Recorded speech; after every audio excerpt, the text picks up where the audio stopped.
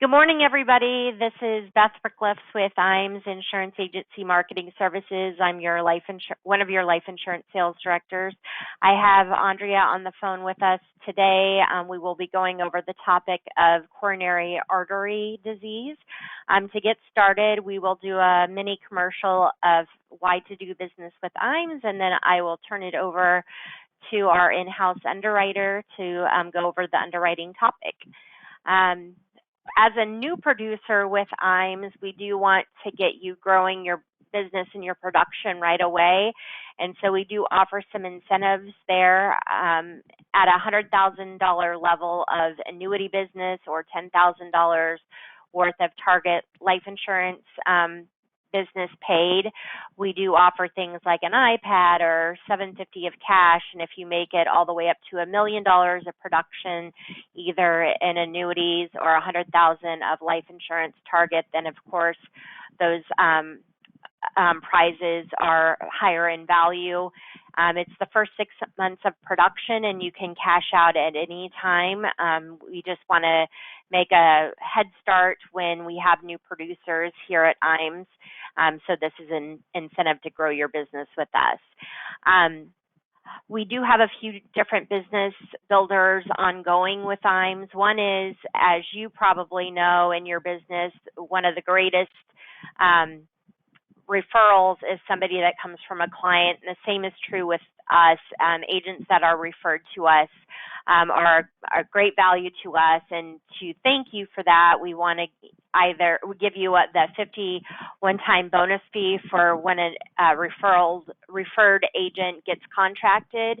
And then ongoing with their business, we pay you out quarterly for a percentage of their life target, index annuity premium, single premium life, and MIGAs. I have one agent that refers quite a few agents to us, and he uses that little added to be part of his marketing budget.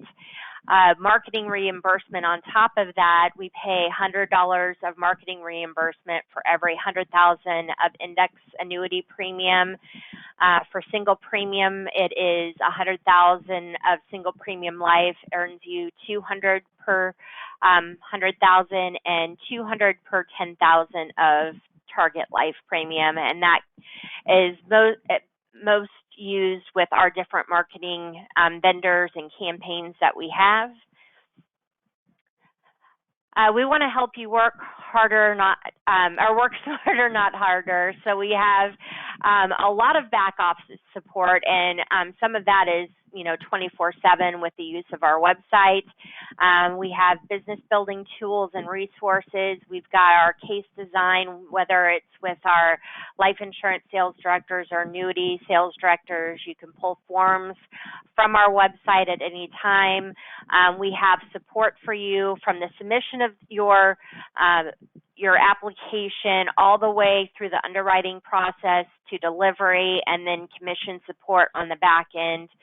Life insurance quotes access either on our website or through one of our directors, and top sales expertise and coaching. Our website is IAMSinc.com. If you haven't been on there before, I would definitely get registered for that. There's a wealth of tools and information on that website. We've got our term quoter, our GUL quoter. It's 24/7 access. You can get most of the forms off of our website. Current annuity news. And since we are talking about underwriting today, we have a full guideline of underwriting, either like a pre-screen questionnaire as well as underwriting guideline that can help you with different ailments so that you know what are the right questions that you need to be asking to your client depending on the ailment. We do submit business mostly online. There are a few carriers out there they're still doing paper applications. Firelight is going to be more geared towards annuity sales, although there are a few life insurance carriers out there. iPipeline is what we see most of our life insurance business goes through, and then Sunfire is going to be more related towards Medicare products. We do have a slide here that talks about, you can see all the annuity companies on there that do the Firelight, and then, like I said, a few life insurance carriers on there, but most of them are going to be on iPipeline. One of the best things at IAMS is that we have a creative marketing team, a whole team dedicated to writing professionally written letters, logo design, business cards, personal websites, and the advantage of doing that through your own marketing freelancer or whoever you might have designing is that we don't have to recreate the wheel. There's a lot of things that we already have created that we can customize to you. Furthermore, everybody on our creative team is very well versed in the financial services market, which makes it a lot easier to get the type of content that you want out. So I would definitely take use of that if you have not. One great way of doing that is scheduling a marketing analysis either with your annuity director or your life insurance sales director, and have that creative team give you some ideas of things that should be implemented in your business, whether it's redesigning a logo, how do you get on social media, website design, etc. And then we have our IAMS Wealth Management, which rounds out all of our business here at IAMS and gets into the money management. We work with financial advisors that are very experienced in the business. We all the way down to somebody that has never done it before, is needing to get their different series license and so forth to get into managed money. If you need any information on that, just reach out to one of your life or annuity sales director. Throughout the year, we do life and annuity academies. They range from different locations in the U.S., sometimes at our home office. It's a 2-day training that's going to go over sales ideas and strategies from top producers. We will talk about annuity strategies as well as life insurance strategy in those. It's a great way for people to rub elbows with other agents throughout the nation. I have heard several times advisors tell me that they feel like they're on a small island all by themselves and there's no one really to talk to. This is a great way to make friends and colleagues, to bounce ideas off of all around the nation, to help build your business. If you are interested in the 2024 dates, just call our number at 800-255-5055 for dates and locations. You'll want to speak with either a life insurance director or annuity director. And you probably already know to follow us and like us on Facebook and LinkedIn. And with that, I will turn it over to Andrea. Andrea, can you see my? Yes, ma'am. Okay, well, go for it. Actually, all right. And can you switch slides?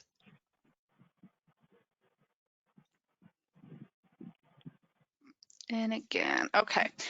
Well, thank you everybody for joining us. Today we're going to talk about coronary artery disease. This is something we see very, very often in underwriting. So I thought it would be a good topic to continue on with this series.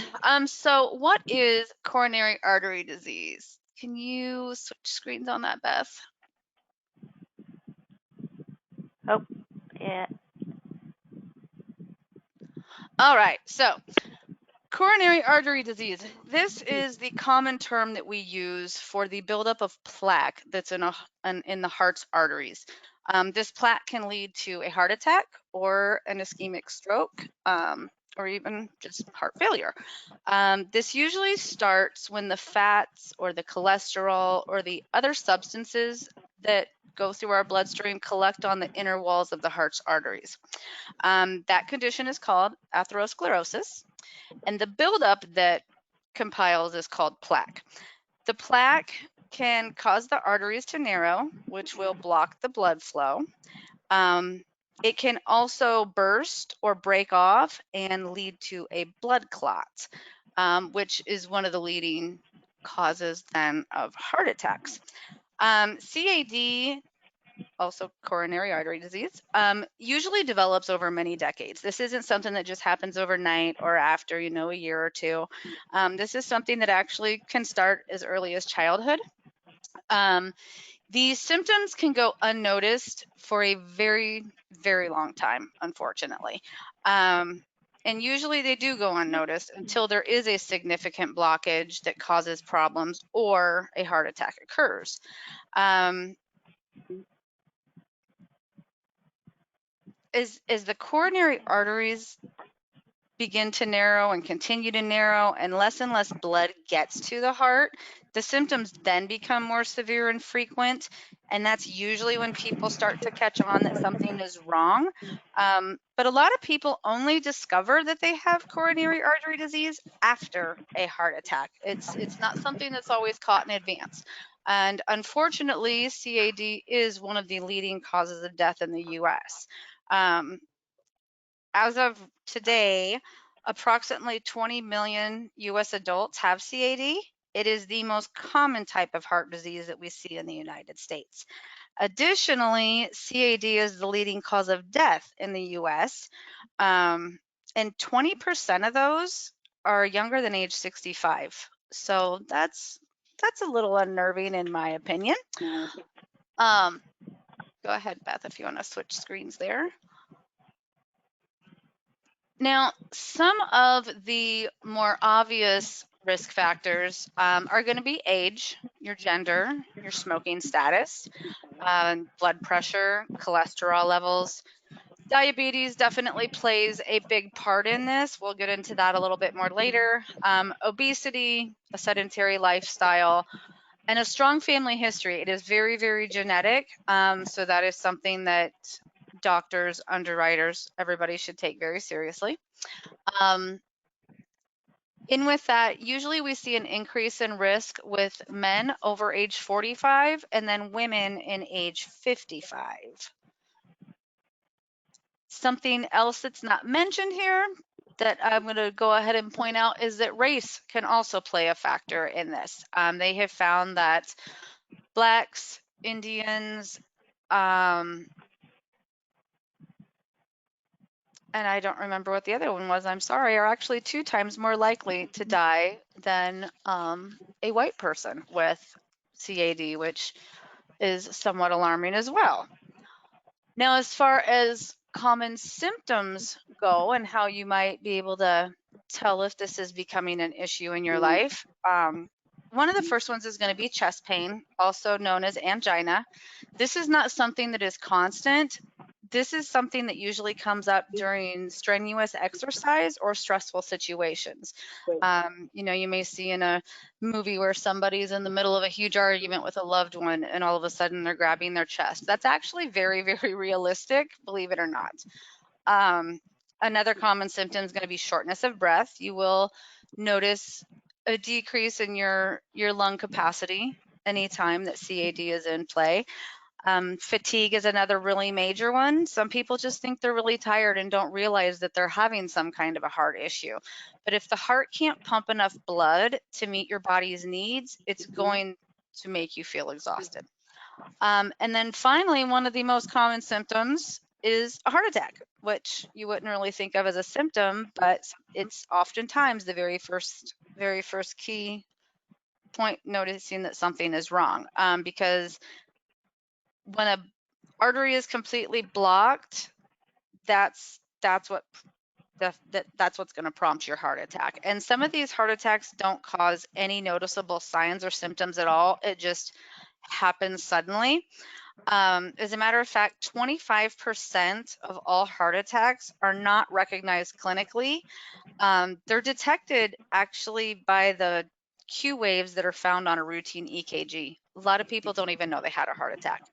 And of those heart attacks that are recognized on an EKG, about half of those were asymptomatic. So again, you go into the doctor, you're feeling exhausted, something's not right, and they do an EKG and say, oh, when did you have your heart attack and you didn't realize you had one? So that's kind of an interesting thing we run into quite a bit, actually. As for the complications that come with CAD, obviously heart attack, as we just discussed, and this is the most common complication of CAD. This is again when part of the fatty liquids or plaques break off from an artery that causes a blood clot. This blocks the flow of blood to the heart, and then that lack of blood is where the damage is caused and the heart attack occurs. In heart failure, this would be when there's a major narrowing of the arteries and there's just not enough blood pumping through. And then irregular heart rhythms is another one that is a major complication when it comes to CAD.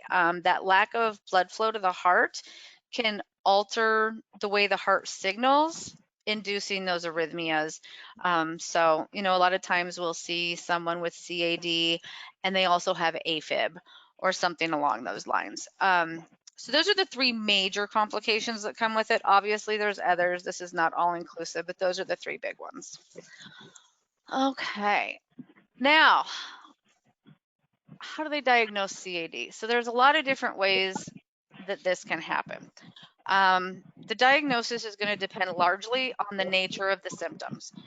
The doctors are going to look at all the different things you're telling them, plus family history and your lifestyle choices. Now, the first investigation when they suspect that CAD is in play, they're going to do an EKG or an electrocardiogram. This measures the electrical activity and it can assess any damage that's been done to the heart. And like I stated earlier, this is where sometimes they find out that a heart attack has already occurred. Sometimes they will also do an x-ray. We all know what an x-ray is. There's a lot of different blood tests that can be done. A lot of times they'll run something called a troponin, which this checks the levels of blood sugar and cholesterol and triglycerides that are in your blood. And the higher that level is, the more likely it is that you are having or have had a heart attack. A lot of times if somebody goes to the ER with heart attack symptoms, that's one of the first blood tests that they're going to run because it detects a protein in your blood that has been released from the heart when it's damaged. And so as that number goes up, they can see that there's damage occurring. Usually they try to run that 2 to 4 hours after the symptoms is when those levels will start to increase. Between 24 and 48 hours is when those levels will peak. And so they may run that more than once to see if the levels are going up, down, or staying the same. But that is one of the more common ones. Some of the other things that they may do is an echocardiogram. That is basically an ultrasound of the heart. And with an echocardiogram, they use the sound waves to just see how well that blood flows to and from your heart. We'll talk a little bit more about it later, but this is also where they will pick up your ejection fraction, which is something that most underwriters are going to need to see anytime there's any kind of CAD, heart attack, stenting history, anything along those lines. All right, where are we at here, Beth? Switch. Oh, I think did you go with the stress? Yep, got it. So okay. like the cardiac catheterization is another one that they may do. This is where they use that little thin flexible tube. They use a catheter and they'll go in through either your arm or your leg and try to reach your heart. And typically the doctor will inject some kind of dye through that catheter and then use x-ray videos to see your heart and try to pick up on any blockages.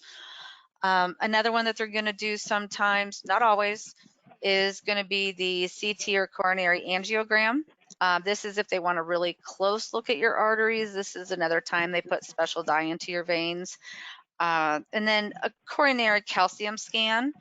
It's also called a heart calcium scan. This one is going to look for calcium deposits that are blocking arteries and making it hard for blood to get through. So there's a lot of different tests they can do, but the ones we're going to see the most often are going to be the EKG, the X-ray, the blood test, and the echo.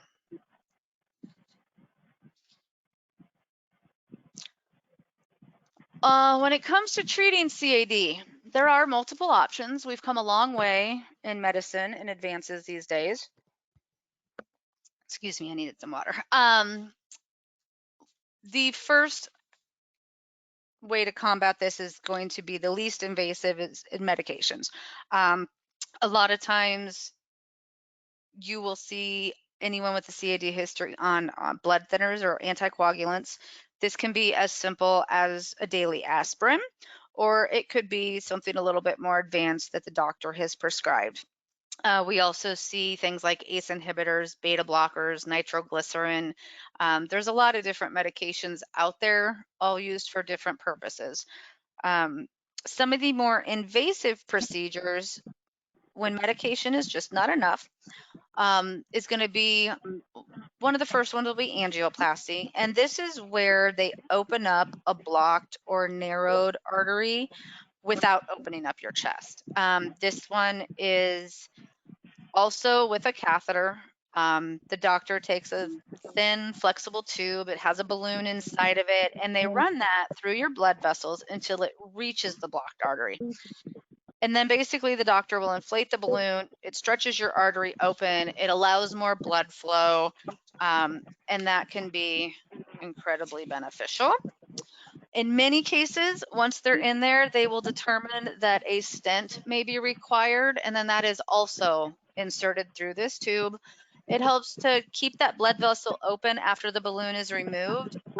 Typically, this is an in and out procedure, doesn't usually require an overnight stay. So it's definitely more invasive than medications, but less invasive than some of our other alternatives. One of the more invasive procedures that we see is the coronary artery bypass grafting. This has also been known as a cabbage. You may have a client that says, yeah, I had a cabbage 2 years ago. Or they just may say, I had a bypass or a heart bypass or a triple bypass. So this is more invasive as in it's an open heart surgery. During this surgery, the doctor usually will take blood vessels from other parts of the body, like from the chest area or the leg area, and then they use that to create a decor around the blockage in your coronary arteries. Usually they'll place it right below a blocked artery and just kind of create a new pathway so the blood has somewhere new to go. So when you're speaking with a client who says that they've had bypass surgery, one of the first things you're going to want to ask is how many arteries were bypassed. And then also, if it was all done at once, if there's been more than 1 or 2 surgeries, I mean, these things are also going to matter. And then it's going to be key to find out which arteries were bypassed. That actually is looked at very closely as well. Okay. Underwriting coronary artery disease. So the 2 most important determinants of mortality for all aspects of ischemic heart disease or coronary artery disease are going to be 1, the extent of the disease in the coronary arteries. They're going to want to know how bad that is. How bad is the blockage? Is it, they'll call it an occlusion. Is it 80% occluded? Is it 50% occluded? What is that level of blockage there? And then the second thing they're going to look at is the function of your left ventricle.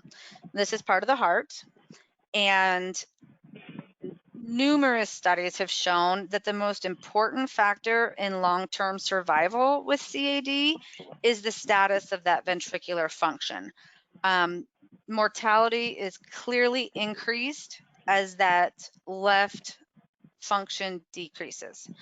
The best measure of that ventricular function is going to be your ejection fraction. So I'm sure many of you have heard that in underwriting lingo before, but they're going to want to see what what the echocardiogram shows and what that ejection fraction is. They're looking for over 55%. That would be a good number. Anything below that is likely to be a postpone or a decline. If a client says they had a bypass surgery and the follow-up echo showed an ejection fraction of 65%, that is a wonderful number. That's what we want to see. If they come back and say it was at 40, we're probably not going to be able to place that anywhere. They also, when underwriting CAD, we're going to be looking at comorbidities. Obviously, diabetes and smoking are both going to be major comorbidities. Diabetes has its own risk factors, but when you put the two together, it's a smoking gun. And then obviously we all know the dangers of tobacco use, and so we do want to stay away from that. When it comes to smoking, I will say one of the primary effects that it has, and one of the reasons it's so bad, is that it affects the thrombosis or the clotting of the blood, and it tends to convert minor plaque ruptures into really major coronary events. It's a bad idea to smoke. So definitely want to tell your clients to stop doing that if you're able to. And then as far as underwriting requirements go, it's going to have all the basics. They're going to want to see your blood chemistry, mainly because they need to see the cholesterol levels, the lipids, the triglycerides and such.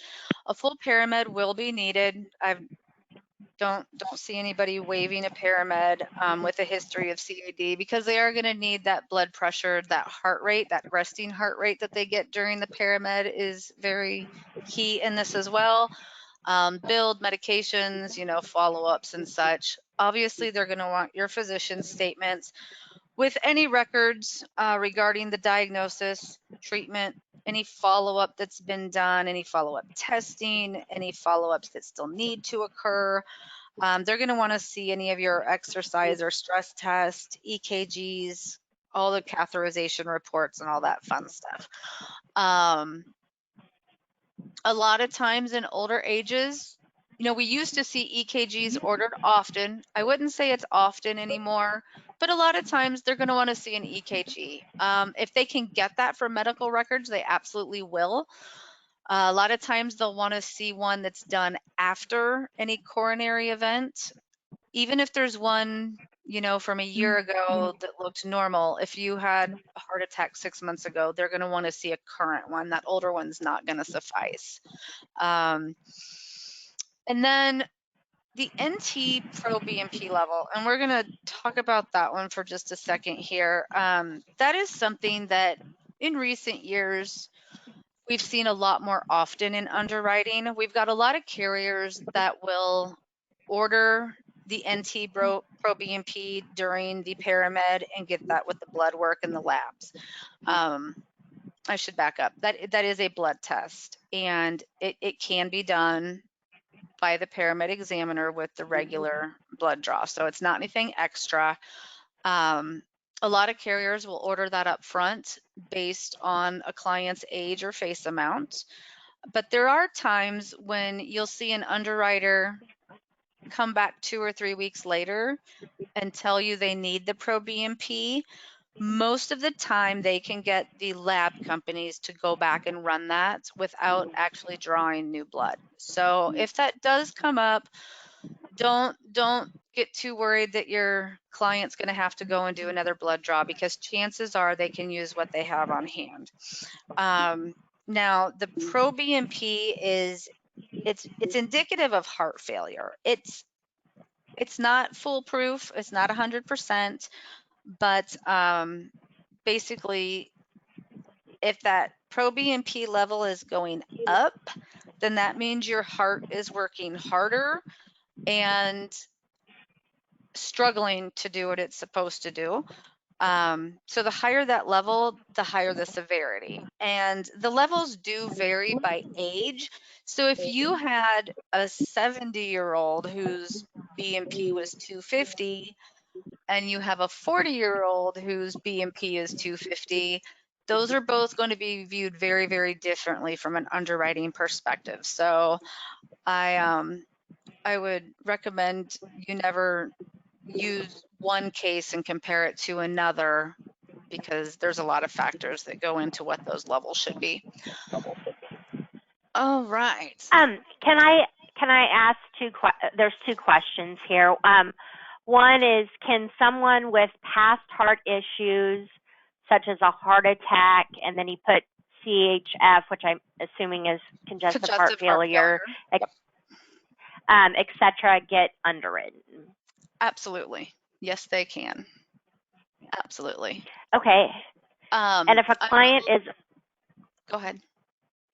Oh, no, you go ahead, and then I'll ask the other question. What I was going to say is that a lot of times with CAD, there's so many factors that are taken into account, but some of the rules of thumb, if anything has happened within the last 6 months, if there's been a heart attack or a stroke or a blockage or a surgery in the last 6 months, that's going to be a postpone. Once we hit that 6-month mark, we can typically start looking for coverage. I do warn that it's going to have to go to the medical director. So something to keep in mind with any client that has a CAD history, do expect longer turnaround times, because they are going to go for medical records, which we know takes long. And they are going to send that to a medical director. 9 times out of 10, your typical underwriter is not going to be able to put the final approval on that. They will need an MD to sign off on it. And if your client is over 55%, what type of classification could you expect for CAD and 3 stents, no bypass? You know, that's going to depend, again, on their age. They're going to look at the level of occlusion in those arteries, just how blocked were those arteries, which arteries did they need to stent. Some arteries are a little bit more significant than others, and so the rating may vary. I have seen everything from, you said 3 stents? Yes.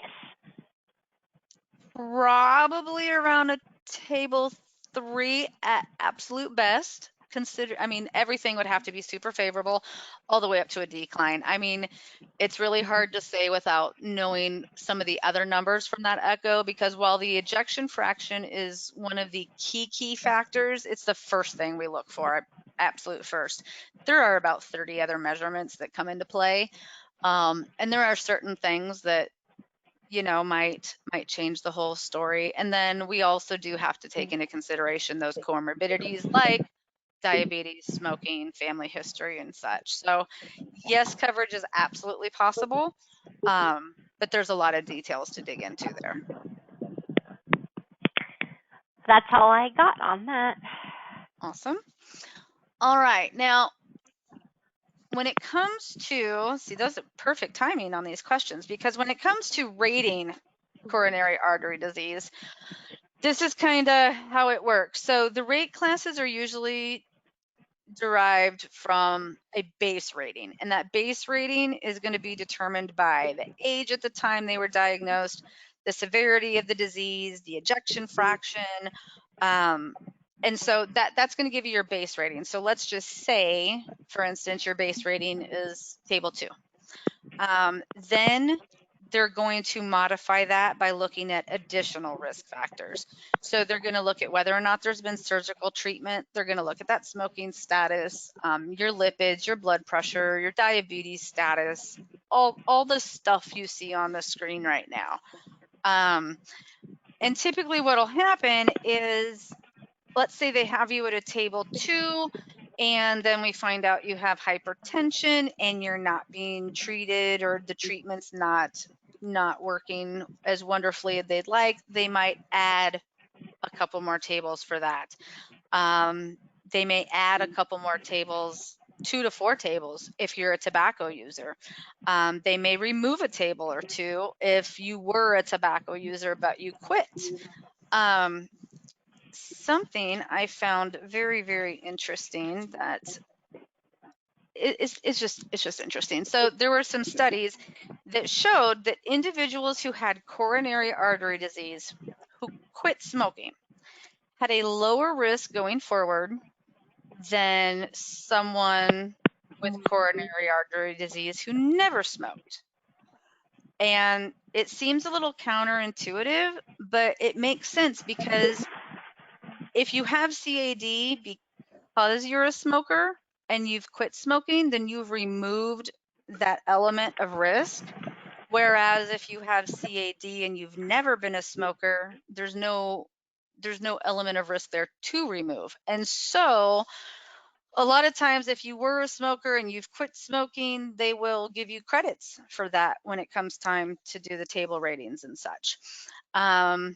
Medication use, if you're on statins or beta blockers, ACE inhibitors, whatever, and it's working, they may give you credits in the underwriting arena there and get you a little less on the table rates. They want to see that you're cognizant of your follow-ups, that you're very, very good about that. If you're not good about following up with the cardiologist, that may stop them from giving you some credits. And so when we're looking at CAD, it's tempting when you're talking to a client to be like, oh yeah, I got my buddy table 3 last year and he had a heart attack, so I can do that for you. Well, that's not necessarily the case. There's so many different factors that come into play that just because one heart attack was insurable doesn't mean the next one will be, and vice versa. If one was declined, that doesn't mean you should stay away from a client with CAD. There's a lot of CAD that can be insured. So I definitely would never compare one case to the next just because of the level of detail that goes into underwriting these. All right, and then what else do we have here? All right, so when it comes to improving our chances, obvious answers are going to be quit smoking. You have to quit smoking. That would be good. Control any kind of high blood pressure, high cholesterol, triglycerides, all those regular things that we see every day once we hit 40 or 50. Obviously, we want to keep diabetes under control. If someone does have CAD with diabetes, there is still options for coverage. Is it going to be standard? Probably not. But there is still the availability there, as long as it's well controlled, well followed, all the appropriate testing and treatment has taken place. Obviously, we want to maintain a healthy weight, keep exercising, those healthy diets definitely come into play. Eating low fat, low salt, lots of fruits and vegetables and whole grains, those things can definitely make a difference. And then reducing and managing stress. That's something that I don't think people take seriously enough.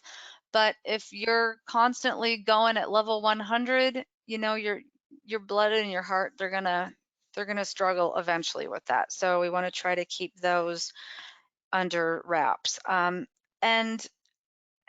as far as improving the chances of approval here, pre-screen. I beg of you, call, email, send a carrier pigeon if you'd like. I'm a bird lady. Please pre-screen those. Give us a call, talk to your sales director, talk to me, and we can walk you through what questions to ask, what the underwriters are going to be looking for, which carriers are going to be the most appropriate for this risk.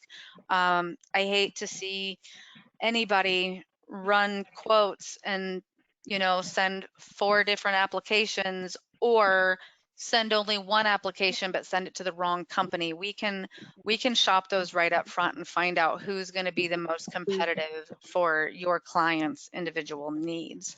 And then I think, is there a slide after this one? I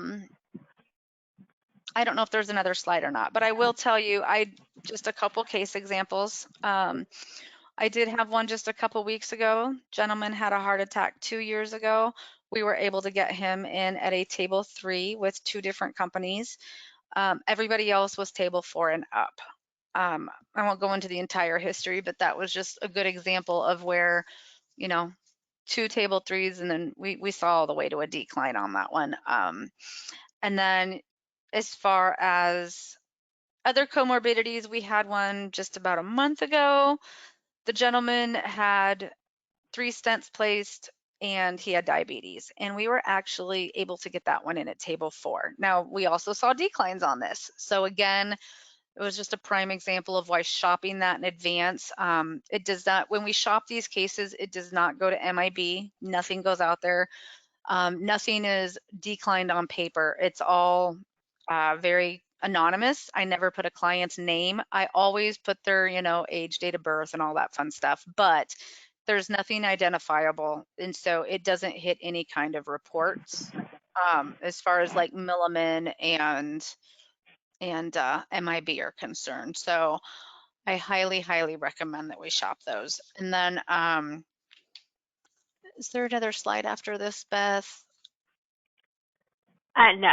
Yep, just these. Okay, so, and that's where I would say next. We do have on our website, we have health screening questionnaires. They're very all-inclusive, kind of covers everything. This is a good way to get to know what we're going to be looking at with your client. And then once you know you have a client with CAD, with a heart attack history or a stent history or a bypass history, we have very specific questionnaires for those in particular. It will ask all the questions that I'm going to need to know in order to shop this out and the things that we know the underwriters are going to be looking for. If you can't reach me or you'd rather talk to your sales director, they can absolutely work on this with you as well, help guide you to those resources and keep me involved, and we can all huddle up and make sure that we find the best option available. And I think that's all I have on my end.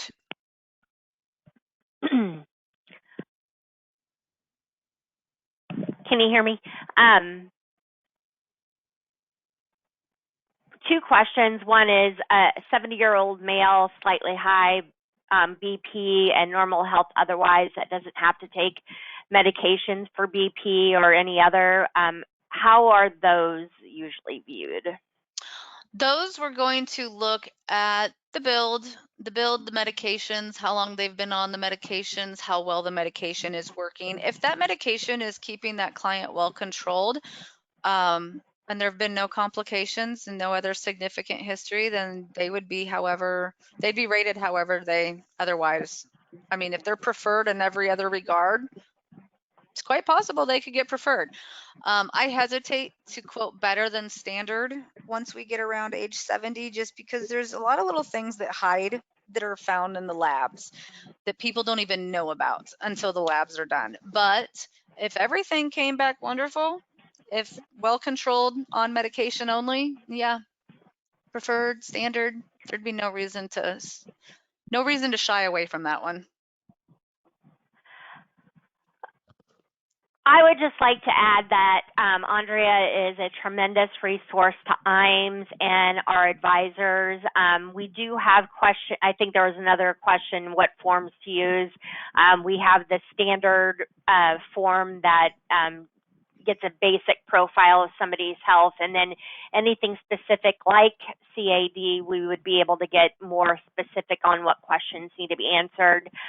You can find that handbook on our website under products, life, and then you scroll down and you'll find the resource on that. If you're not sure, ask your life insurance sales director.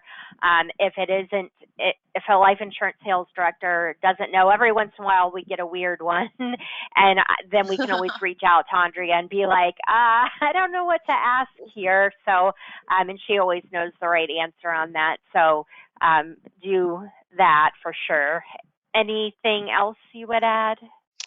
Nope, I would just say, when in doubt, call let's chat through it. Again, no two cases are the same. If your neighbor next door had a heart attack and got table 2, the neighbor on the other side might be a table 4. It's apples to oranges. So I would just always recommend giving me a call and we can walk through them, talk through them.